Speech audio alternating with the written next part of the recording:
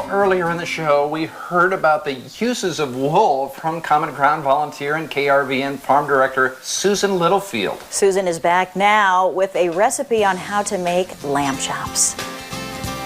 Welcome back to my kitchen. I'm going to be making for you lamb chops. American lamb can be found in a variety of different grocery stores. I happen to find it on the shelves at the Walmart in Lincoln.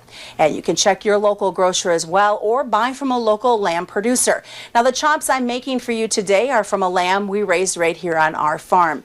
We know that going back to school and everything makes for a busy time for families, and you want something fast but healthy for your kids and your rest of your family to eat, and lamb chops is a great option. So what I have done is I've put my lamb chops in a disposable pan. It just makes it so much easier for being able to do stuff. I have generously salted and peppered both sides of the lamb chops, and then I've taken a mixture, and you can see it. Let me pull it up to the camera here. You can see it right here. Not only is there salt and pepper, but there is also minced garlic, Italian seasoning, and then a 1/4 cup of extra virgin olive oil. So into your fry pan, you're gonna put your 2 tablespoons of olive oil, and I do like to kind of swish it around a little bit.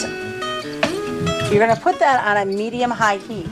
Now your chops, as you can see over on the far right-hand corner, they've been marinating now for 30 minutes at room temperature per the directions. You're gonna take your lamb chops and set them in your pan.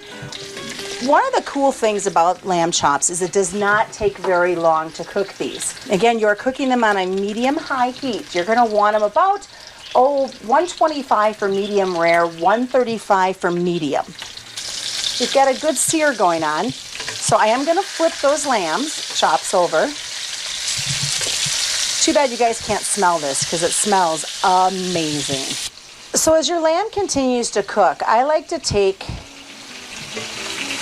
the juices that you see in the pan. Sometimes you have to tilt the pan a little bit to get a good scoopful, but I like to just pour them over the top of the lamb chops. So it's best to have your lamb chops rest for 10 minutes before you serve them to your family. Oh, and if you're wondering what the best sides are, any of your favorite vegetables work. We like to do ours with rice, or you can add a garlic mashed potato. Wow, in a word, yum. Wish we could have that today. Yeah, I know. It's amazing. You bet.